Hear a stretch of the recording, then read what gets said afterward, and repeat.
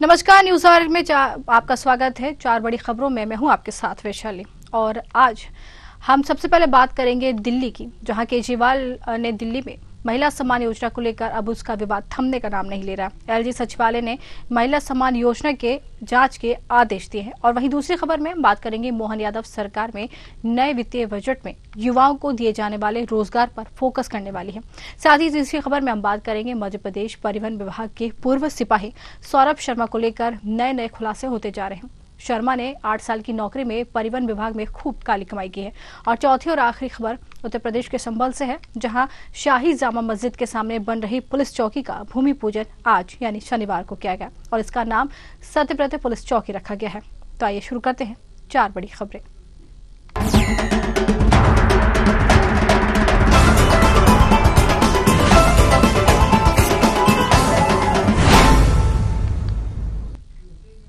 दिल्ली में महिला सम्मान योजना को लेकर विवाद थमने का नाम नहीं ले रहा है। एलजी सचिवालय ने महिला सम्मान योजना की जांच के आदेश दिए हैं। एलजी सचिवालय ने दिल्ली के मुख्य सचिव को निर्देश दिए हैं। डिविजनल कमिश्नर से जांच करने को कहा गया है। सचिवालय ने पुलिस कमिश्नर से कहा है कि वे उन लोगों के खिलाफ कानून के मुताबिक कार्रवाई करें जो लाभ देने की आड़ में डेटा की गोपनीयता भंग कर रहे हैं। केजरीवाल ने कहा है कि महिला सम्मान योजना और संजीवनी योजना से दिल्ली के लोग खुश थे। भाजपा इन योजनाओं को रोकना चाहती है। भाजपा महिला सम्मान योजना से बौखला गई है। भाजपा वाले दिल्ली में पैसे बांट रहे हैं। केजरीवाल बोले कि बीजेपी ने बता दिया है कि अगर आप उन्हें वोट देंगे तो वे महिला सम्मान योजना और संजीवनी योजना को लागू नहीं करेंगे। वे बसों में महिलाओं की मुफ्त यात्रा बंद कर देंगे। वे आपकी मुफ्त बिजली, मुफ्त पानी, मोहल्ला क्लिनिक, मुफ्त इलाज और मुफ्त शिक्षा को भी बंद कर देंगे। और चलिए इसी खबर पर हम ज्यादा बातचीत करेंगे। हमारे साथ डॉक्टर आलोक सोती, राजनीतिक विश्लेषज्ञ, जुड़ गए हैं। आलोक जी, आपका बहुत बहुत स्वागत है। आलोक जी, जिस तरीके से आप में जो महिला सम्मान योजना है, जिसको लेकर विवाद अब थमने का नाम नहीं ले रहा, अब एलजी ने यहाँ पर जांच के आदेश दे दिए हैं, क्या कहेंगे आप इस पर? जी हाँ, आप देख महिला योजना जो है, एक इलेक्शन हुए आपके मध्य प्रदेश में आपने देखा लाडली बहना सफल योजना रही। महाराष्ट्र में आपने देखा कि कितना सफल योजना रही महिला का सम्मान, और झारखंड में भी देखा मैया योजना कितनी सफल रही। उसी तर्ज पे केजरीवाल साहब भी दिल्ली के अंदर महिला सम्मान लागू करना चाहते हैं। हालांकि अभी समय उनके पास कम रह गया, इसलिए रजिस्ट्रेशन करा रहे हैं। अभी आपने देखा था जिस तरीके से रोहिंग्या और बांग्लादेशियों के जो अवैध वोटर कार्ड बन गए थे, उनकी जांच के आदेश दिए थे आपके सेक्रेटरी साहब ने। तो ऐसे में उपराज्यपाल साहब जो है इस प्रकार की भी योजना पे देखना चाह रहे हैं कि इसका तो नहीं कि किसी की निजता भंग हो रही हो, क्योंकि इसमें कहा जा रहा है कि रूलिंग पार्टी के द्वारा कि भाई जिसके पास वोटर आई कार्ड होगा उसी योजना का लाभ यहाँ घर घर जाके कराए हैं, उनके कार्यकर्ता रहे हैं। जबकि होना ये या तो सही ऑनलाइन, आज जमाने में कम ज्यादा इंटरनेट होना चाहिए, जिससे कि अपनी निजी जानकारी जो है वो सार्वजनिक रूप से ना आ जाए। बिल्कुल। तो ऐसे में जो निर्देश आया है कि अगर किसी व्यक्तिगत रूप में जाएगा का कानून, अपनी निजता का जो कानून है वो भंग होता नजर आ रहा है। जी, लेकिन जिस तरीके से आलोक जी आपकी ये योजना विवादों में है, लेकिन केजरीवाल का साफ तौर पर कहना है कि बीजेपी से रोकना चाहती है। केजरीवाल सीधा सीधा आरोप बीजेपी पर लगा रहे हैं। उनका कहना है कि बीजेपी से रोकना चाहती है। बीजेपी यहाँ पर जिस तरीके से बात कर रही है, बीजेपी यहाँ पर योजनाओं को रोकने की पूरी बात करती हुई नजर आती है। तो क्या ये सच्चाई है कि बीजेपी इस योजना से घबराई हुई है, जिस तरीके से केजरीवाल इस पर आरोप लगा रहे हैं? नहीं, बीजेपी नहीं घबराई हुई। बीजेपी के कई प्रांतों में इस प्रकार की योजना है। बीजेपी का पता नहीं क्यों जो राजनेतृत्व वो पिछड़ गया है। उसको भी चाहिए था इस योजना का जो है आदेश देना चाहिए था, और इस पे भी उसको काम करना चाहिए था। अगर दिल्ली में इस तरीके की अगर वो काम करेंगे तो जाहिर सी बात है जो अपर एज केजरीवाल साहब को मिली वो आगे होगी। क्योंकि आज की तारीख में जो भी आपने देखा योजना देने वाली है, फ्री वाली है। जैसे आपने कोरोना के समय जो अनाज आपको फ्री दिया जा रहा था वो आज तक लागू है। आज भी जो है केंद्र सरकार जो है अपना जो है अनाज फ्री दे रही है। तो ऐसी स्थिति में इसको दिल्ली में बीजेपी जो सरकार है उसको ज्यादा जो उनके जो प्रतिमंडल है उनको सोचना चाहिए कि किस तरीके से इस योजनाओं का केवल लाभ जो केजरीवाल या आप आदमी पार्टी सरकार उठाना जा रही है वो उसको उसका भी जो है श्रेय जो है उनको अपने पास भी लेना चाहिए। अपने जो मैनिफेस्टो है, जब आप मैनिफेस्टो तब पीछे रह जाएंगे। हालांकि आप जो फ्री की रेवड़ी बढ़ रही है, चाहे जो भी हो सोशल वेलफेयर के नाम पे, वो आपकी कोई भी पार्टी होगी, चाहे रूलिंग हो चाहे जो है विरोधी पार्टी हो, वो अब रोक नहीं सकती। आपको उतना आपको देना ही पड़ेगा, चाहे आपको अपने विकास के कार्य रोकने क्यों ना पड़े। तो ऐसी स्थिति में बीजेपी जो है वो थोड़ा सा पिछड़ती हुई नजर आ रही है। पता नहीं उनके जो रणनीतिकार है वो इस में क्यों हो रहे हैं। बाकी केजरीवाल का जो मंसूबा था वो बिल्कुल सही चल रहा था। उन्होंने कहा जैसे ही इसमें विरोध आएगा हम पूरा आरोप जो है लगा देंगे बीजेपी पे और जनता को अपनी ओर मोड़ने में सफल। बिल्कुल बिल्कुल, जिस तरीके से ये चीजें देखने भी आ रही, लेकिन आलोक जी यहाँ पर केजरीवाल ये भी आरोप लगाते हुए नजर आ रहे हैं कि यहाँ पर दिल्ली में पैसे बांटने का काम बीजेपी की तरफ से किया गया है। आरोपों में कितनी सच्चाई लगती है? देखिए, पैसा बांटना तो आप देखते हैं हमेशा से चला आ रहा है कि इस तरीके का आरोप लगाना बहुत आसान होता है। शराब और पैसा जो है अंतिम समय में बांटा जाता है, चाहे वो निकाय का चुनाव हो, चाहे वो विधानसभा का हो, चाहे वो आपका लोकसभा का चुनाव हो। इस प्रकार के चुनाव में आम जनता को इस तरीके के प्रलोभन जो है, लेकिन वो एक रात पहले दी जाती है। इतने पहले कोई नहीं बांटा जाता है कि जैसे कि जो है कि वो आदमी लेके उसको भूल भी जाए। ये केजरीवाल साहब की एक रणनीति है, एक सफल रणनीति है, जिसमें अपनी नीति पे अगर कोई उस पे जो है कोई आरोप लगाया जाता है या उस पर कोई कानूनी कार्रवाई की जाती है, क्या प्रशासनिक कार्रवाई की जाती है, तो उसको रोकने का प्रयास किया जाता है। तो जाहिर सी बात है वो अपने सिंपैथी अपने पक्ष में लेने में सफल रहते हैं। और साथ में उनका जो ये आरोप लगाया जाता है, ये आरोप लगाने का ये पुराना तरीका है और ये उनको चुनाव में बड़ा फायदा भी। बिल्कुल, लेकिन जिस तरीके से यहाँ पर जांच के आदेश, अब सम्मान योजना को लेकर जो जांच के आदेश दिए गए हैं, तो अगर ये योजना में जांच बैठती है तो कहीं ना कहीं कह सकते हैं कि यहाँ पर केजरीवाल को बड़ा झटका लग सकता है, पार्टी को झटका लग सकता है। पार्टी को लगेगा, आपको पैसा देना है और जाहिर सी बात है बहुत पैसा आप दे भी नहीं पाएंगे और आप कोशिश कर रहे हैं कि जो है कि आप दे पाए। तो सारा एक परसेप्शन बनाना था कि हम आम जनता के लिए, महिलाओं के लिए, उनके सम्मान के लिए पैसा देना चाहते थे, लेकिन जो बीजेपी सरकार में बैठी है, जिनका राज्यपाल है, वो नहीं दे रहा। अगर तो एक परसेप्शन हो जाएगा कि जो बीजेपी सरकार अगर राज्य में आती भी है तो वो इस प्रकार की कोई पैसा बांटने वाली योजना है वो नहीं। ये आम जनता के अंदर ये है, बस यही काम है। केवल पैसा देना ही उद्देश्य नहीं है, केवल एक परसेप्शन पहुंचाना है कि हम होते तो ये काम कर देते और वो बीजेपी है, वो काम ये हमको नहीं करने दे रही, ना बीजेपी ये काम करेगी। बस इतना परसेप्शन है, पैसा बांटना उनका मुख्य उद्देश्य नहीं है। बिल्कुल कह सकते हैं कि केजरीवाल की जो योजना है अब उस पर जांच तो बैठी जा रही है। बिल्कुल, बहुत बहुत धन्यवाद हमसे जुड़ने के लिए आलोक जी और तमाम जानकारी हमको देने के लिए।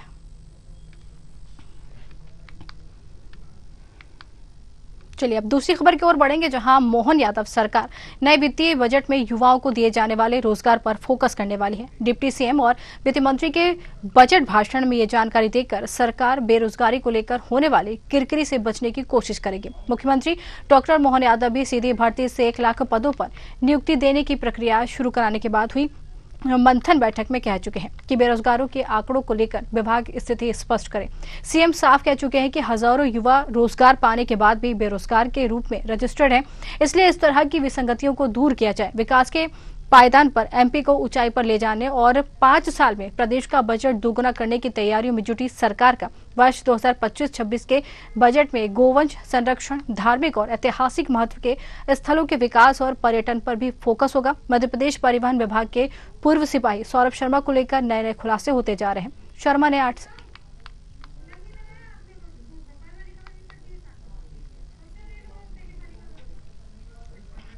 और चलिए इसी पर ज्यादा जानकारी लेंगे। हमारे साथ एएल द्विवेदी वरिष्ठ पत्रकार जुड़ गए हैं। आपका बहुत बहुत स्वागत है द्विवेदी जी। बिल्कुल, जिस तरीके से यहाँ पर अब ये सरकार युवाओं को नौकरी देने के लिए पूरा फोकस यहाँ पर देती हुई नजर आ रही है, पूरी तैयारी में यहाँ पर सरकार दिखाई दे रही है, युवाओं पर फोकस है, बेरोजगारी को लेकर अब ये बात उठी है, क्या कहेंगे? निश्चित तौर पर देखिए, बेरोजगार एक बहुत ही अहम मुद्दा है मध्य प्रदेश में और कहीं ना कहीं ये बेरोजगारी दर जो है ये लगातार बढ़ती जा रही है और सरकार को इसके लिए ठोस कदम उठाना चाहिए। इसको लेकर के जो आने वाला जो बजट सत्र है, जो आने वाला वर्ष है, इसमें सरकार एक ठोस नीति बनाने जा रही है, ऐसी उम्मीद लगाई जा रही है जिससे ज्यादा से ज्यादा लोगों को रोजगार मिल पाए। क्योंकि मध्य प्रदेश में बेरोजगारी की जो समस्या है वह एक बड़ी समस्या है। इसको लेकर के लगातार सरकार नई नई पॉलिसी बना रही है। बिल्कुल, नई नई पॉलिसी सरकार बना रही है, लेकिन जिस तरीके से सीएम मोहन यहाँ पर सख्त दिखाई दे रहे हैं, सीएम मोहन ये साफ कहते हुए नजर आ रहे हैं कि रोजगार पाने के बाद भी बेरोजगारों के रूप में जो युवा हैं उनके नाम रजिस्टर्ड है, जिसको लेकर उन्होंने ये बात भी कही है सामने। देखिए, जो ये आंकड़े होते हैं लगातार ये वर्ष दर वर्ष रजिस्टर्ड होते हैं, तो कई बार ऐसा होता है कि जो बेरोजगार होता है वह रोजगार जब उसको मिल जाता है तो वह आंकड़े जस्टिफाई नहीं हो पाते या वह हट नहीं पाते हैं, तो कई बार डुप्लीकेसी जो नंबर्स होता है वह बढ़ जाता है।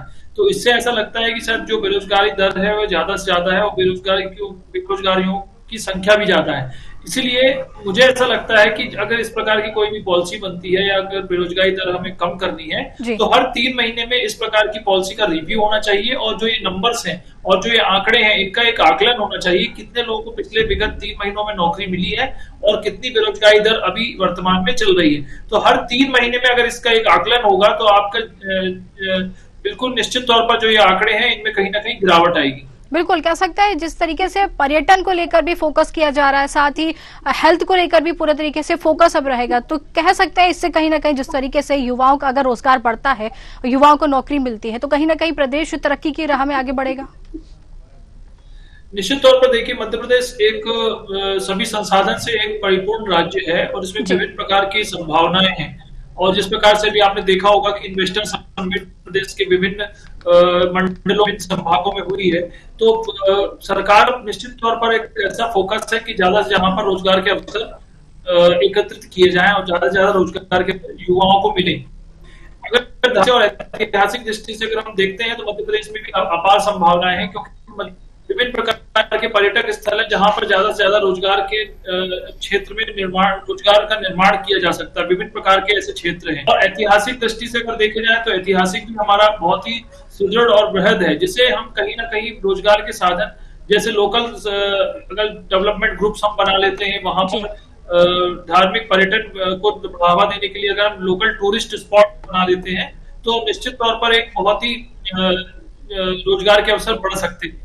दूसरी ओर जो गवर्नमेंट संरक्षण की बात मुख्यमंत्री मोहन यादव ने की है, ये भी महत्वपूर्ण मुद्दा हो जाता है, क्योंकि मध्य प्रदेश में गवर्नेंस की संख्या लगातार घटती जा रही है, तो इसको बढ़ाने के लिए और इसको एकजुटता करने के लिए, इनको संरक्षण के लिए लगातार नीति बनानी पड़ेगी और निश्चित तौर पर इन नीतियों पर एक ठोस कार्य करना पड़ेगा जिससे गवर्नेंस का संरक्षण भी हो पाए। बिल्कुल, कह सकते हैं कि सरकार पूरी तरफ से यहाँ पर सक्रिय नजर आती है, जिस तरीके से युवाओं को रोजगार देने की बात हो, चाहे युवाओं को आगे बढ़ाने की बात हो, इस पर अब चर्चा जो है देखने को मिल रही है। बिल्कुल, बहुत बहुत धन्यवाद द्विवेदी जी हमसे जुड़ने के लिए और तमाम जानकारी हमको देने के लिए।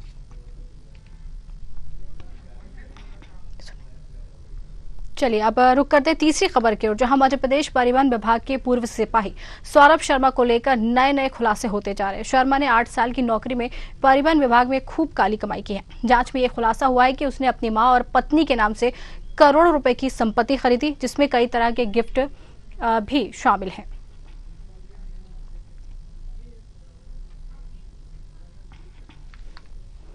तो आपको बता दें, सौरभ शर्मा को लेकर रोज नए नए खुलासे यहां पर देखने को मिल रहे हैं। जिस तरीके से एक और खुलासा हुआ है कि परिवार, जहां तक ये संभावना जताई जा रही है कि पूरा परिवार इसमें शामिल है।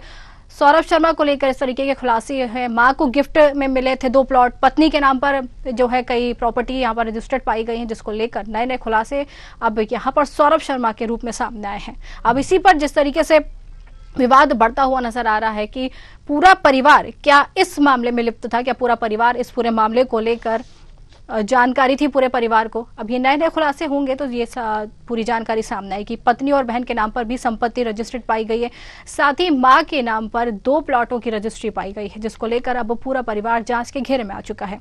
कह सकते हैं कि 8 साल की नौकरी में परिवहन विभाग में खूब काली कमाई सौरभ शर्मा ने की है।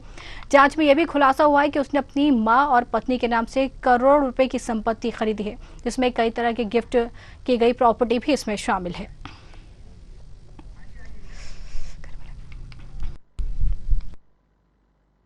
सौरभ शर्मा को लेकर रोज नए खुलासे यहां पर हो रहे हैं। जांच यहां पर बैठी हुई है। जिस तरीके से मध्य प्रदेश परिवहन विभाग के पूर्व सिपाही सौरभ शर्मा को लेकर यहाँ पर चीजें सामने आती है। शर्मा ने 8 साल की नौकरी में परिवहन विभाग में खूब काली कमाई की है। जांच के में ये खुलासा भी हुआ है कि उसने अपनी मां और पत्नी के नाम से करोड़ों रुपए की संपत्ति खरीदी थी, जिसमें कई तरह के गिफ्ट की गई प्रॉपर्टी इसमें शामिल है।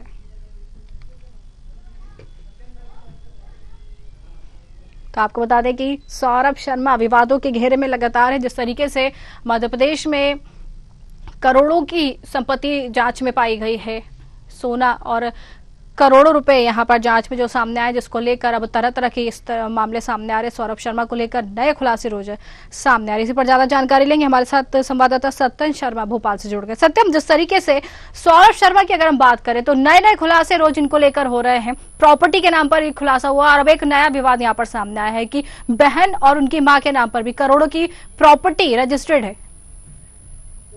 देखिए वैशाली, निश्चित तौर पर सौरभ शर्मा पर जब से लोकायुक्त की कार्रवाई, उसके बाद आयकर विभाग की कार्रवाई हुई है और अब जाके ईडी लगातार कार्रवाई उनके कई ठिकानों पर कर रही है। चाहे ग्वालियर की बात की जाए, जबलपुर की बात की जाए और भोपाल के 3 ठिकानों पर सौरभ शर्मा के परिजनों और सहयोगियों के ठिकानों पर भी कार्रवाई की गई। चेतन गौर और शरद जायसवाल जो है उनके ठिकानों पर भी कार्रवाई की गई। इसके साथ साथ देखिए जिस तरह से प्रॉपर्टीज के भी मिल रहे हैं, इसके साथ साथ ही सोना भी बरामद हुआ है करोड़ों रुपए का। इसके साथ साथ ही 10 करोड़ रुपए गाड़ी में कैश लिए थे। उसके बाद लगातार ईडी भी सक्रिय है और कल ईडी की पूरा दिन लगभग 8 साढ़े 8 घंटे की कार्रवाई हुई थी, जिसमें शरद के जो सहयोगी थे उनके यहाँ भी मकानों पर छापेमार कार्रवाई की गई थी और यहाँ पर दस्तावेज खंगा ली गई की तरफ से। और सौरभ के 78 जो कॉलोनी में है और इसके साथ 98, इसके साथ 71 उसके परिजनों के और सहयोगियों के ठिकाने कार्रवाई की।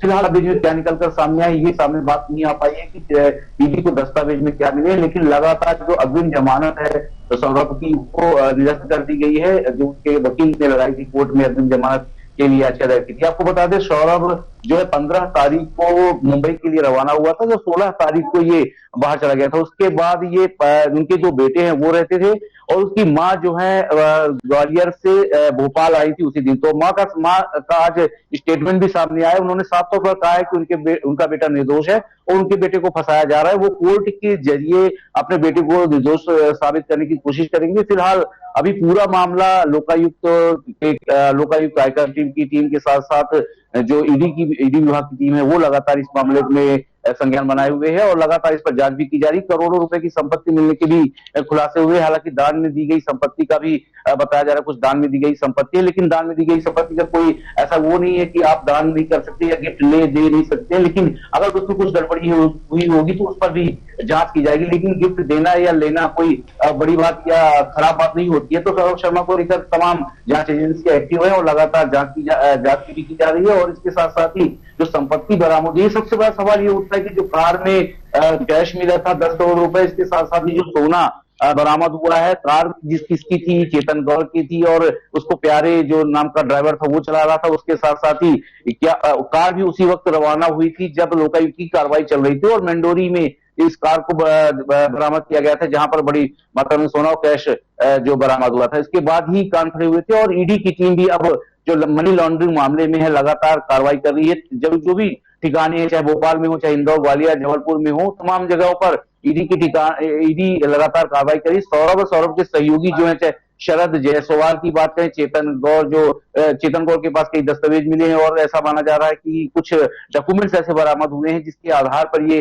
ईडी की कार्रवाई हुई है। और इसके साथ साथ ही जो ग्वालियर में उनके ठिकाने हैं, जो ग्वालियर में उनके सहयोगी हैं और इसके साथ साथ माँ की प्रॉपर्टी और जो उनके जीजा है और उनकी जो पत्नी है उनकी भी प्रॉपर्टी बरामद। जयपुरिया स्कूल को लेकर तमाम बातें भी उठ रही हैं। जयपुरिया स्कूल जो है उसको लेकर भी सवाल खड़े हो रहे हैं और जयपुरिया स्कूल में जिस तरह से डॉक्यूमेंट्स आज भी ईडी की कार्रवाई हुई थी, वहां भी डॉक्यूमेंट्स मिलने की बात कही जा रही है, प्रमुख महत्वपूर्ण डॉक्यूमेंट्स मिलने की बात कही जा रही है। उसी आधार पर आगे की भी कार्रवाई होगी। ऐसे में आरोप तय किए जाएंगे किस तरह के होंगे, लेकिन इसमें पूरा ब्यूरोक्रेट्स इन्वॉल्व है ऐसा समझ में आता है और आगे भी किन लोगों के खिलाफ जांच चलेगी। हालांकि देखिए इस पर भी कांग्रेस और जो दूसरी पार्टी है वो लगातार निशाना साध रही है कि किस तरह से परिवहन विभाग में भ्रष्टाचार चल रहा था। तो इसको लेकर के साफ तौर पर चाहे कई कांस्टेबल बिल्डर बनता है, नौकरी छोड़कर के अनुकंपा नीति लेता है, उसके बाद बिल्डर बनता है, उसके बाद करोड़ों की संपत्ति अर्जित करता है कुछ ही वर्षों में। तो ये कहीं ना कहीं सोचने वाला विषय है कि जब 3 वर्षों या कुछ वर्षों के अंदर जब संपत्ति इतनी अर्जित की थी, शिकायत होने के बाद भी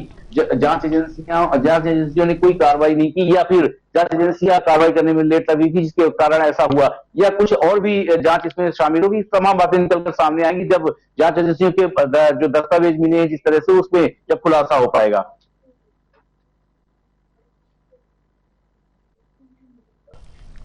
बिल्कुल कह सकते हैं कि नए खुलासे रोज यहाँ पर सौरभ शर्मा के जांच के बाद सामने आ रहे। बिल्कुल बहुत बहुत धन्यवाद तो सत्यम हमसे जुड़ने के लिए और तमाम जानकारी अब तक पहुंचाने के लिए। तो जिस तरीके से सौरभ शर्मा को लेकर नए नए खुलासे रोज सामने आ रहे, अब उनके परिवार भी इस पूरे जांच के घेरे में आता हुआ दिखाई दे रहा है।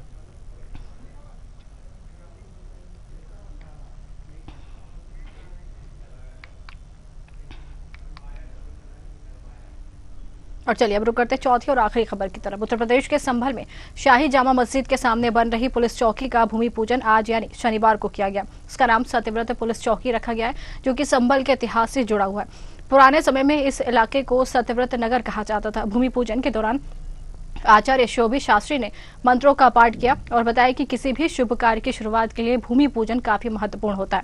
इस कार्यक्रम के दौरान भारी बारिश हो रही थी, लेकिन पूजा पूरी श्रद्धा के साथ की गई। ये पुलिस चौकी जामा मस्जिद के सामने बन रही, जो एक मुस्लिम बहुल इलाका है और यहाँ कुछ समय पहले ही हिंसा की घटना देखने को मिली थी। इन घटनाओं के बाद भी प्रशासन ने इलाके में सुरक्षा बढ़ाने के लिए पुलिस चौकी बनाने का फैसला लिया। पूजा के दौरान सुरक्षा के लिए रैपिड एक्शन फोर्स RF और पुलिस बल तैनात किए गए। आज जनपद संभल में जितने भी ऐसी जगह हैं जो हल्के हैं, उनको भी चौकी के रूप में परिवर्तित किया जा रहा है। और ऐसी जगह हैं जहां पे पुलिस कर्मियों को काफी परेशानियों का सामना करना पड़ता है, चाहे वो अपराधियों की निगरानी हो, चाहे HS की निगरानी हो, या फिर क्राइम के स्पॉट पे पहुंचने के लिए। तो इसलिए कुछ इंटरवल की डिस्टेंस पे, दूरी पे चौकियां खोली जा रही है। इसमें खग्गूसराय की चौकी महत्वपूर्ण चौकी है। दीपासराय की जो चौकी पूर्व से चली आ रही है, उसको और मजबूत और सुदृढ़ किया जाएगा। और जामा मस्जिद के सामने भी एक चौकी है, वो बनाने के लिए, ताकि शांति व्यवस्था से प्रतिदिन उनको निगरानी है वो रखी जा सके। तो देख यहाँ पर सामने ये बात आई है कि संभल में घटना होने के बाद, हिंसा होने के बाद अब यहाँ पर पुलिस चौकी जो यहाँ पर खोली जा रही है, जिसका नाम रखा गया है सत्यव्रत पुलिस चौकी। चलिए इसी पर ज्यादा जानकारी लेंगे। हमारे साथ रामपाल सिंह यादव संवाददाता संभल से जुड़ गए। जी रामपाल, जिस तरीके से संभल में घटना हुई, हिंसा हुई, इसके बाद अब यहाँ पर पुलिस लगातार यहाँ एक्टिव नजर आ रही है। यहाँ पर भूमि पूजन आज किया गया है पुलिस चौकी का। जी देखिए वैशाली में बता दूं, संभल में जिस तरीके से 24 तारीख को हिंसा हुई है, उसके बाद प्रशासन की सतर्कता बढ़ती नजर आ रही है। प्रशासन नए नए जो है आपने जो उठा रहा है, कदम उठाने की प्रयासरत है। तो वहीं पर ये संभल के जो जामा मस्जिद जो 24 तारीख को जो हिंसा भड़की, आगजनी, फायरिंग और जहां पर 4-5 युवाओं की भी मौत हुई थी, तो यहाँ पर इस तरीके से जो पत्थरबाजों की जो मौत देखने को मिली है, तो जिस तरीके से पुलिस पर जिस तरीके से दंगाइयों ने हमला किया था, तो उसको सुरक्षा व्यवस्था की दृष्टि से संभल के जो SP है KK बिश्नोई और जिलाधिकारी राजेंद्र पेंसिया के नेतृत्व में ये जो ठोस कदम उठाए गए हैं। संभल के जो जामा मस्जिद के ठीक सामने एक खाली प्लॉट पड़ा था, उस पर ठोस कदम उठाते हुए जिला प्रशासन ने वहां पर एक नवनिर्मित चौकी का निर्माण कार्य कराया है, जिसका एक दिन पहले जो है चिन्हित करके उसकी नींव की खुदाई गई थी। आज एडिशनल SP श्रीश चंद्र के नेतृत्व में श्रीश चंद्र ने उसका भूमि पूजन किया है, जहां पर जो पुजारी हैं उन्होंने भूमि पूजन किया है।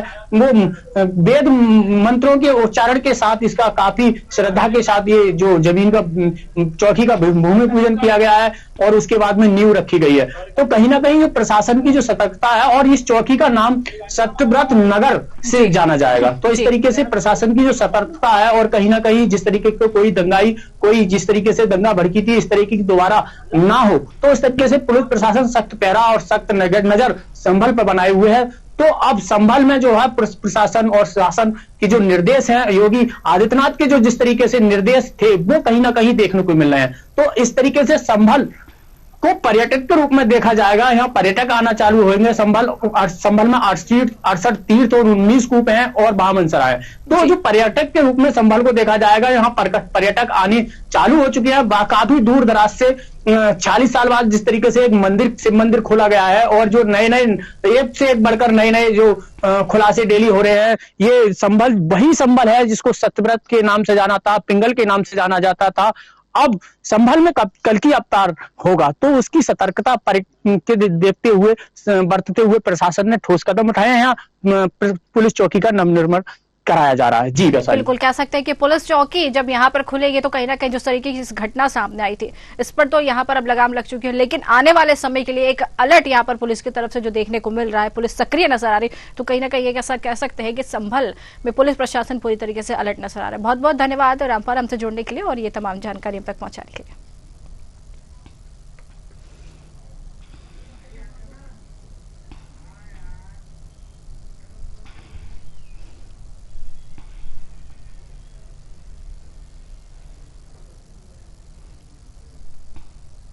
तो जिस तरीके से संभल की घटना के बाद अब यहाँ पर पुलिस चौकी जो है खोले जा रही, जिसका नाम सत्यव्रत पुलिस चौकी रखा गया, इसको लेकर प्रशासन ये कह सकते हैं कि संभल में पूरी तरीके से अलर्ट हो गया है ताकि इस तरह की घटनाओं की पुनरावृत्ति ना हो। तो हमारे खास कार्यक्रम 4 बड़ी खबरों में आज के लिए फिलहाल इतना ही। नमस्कार।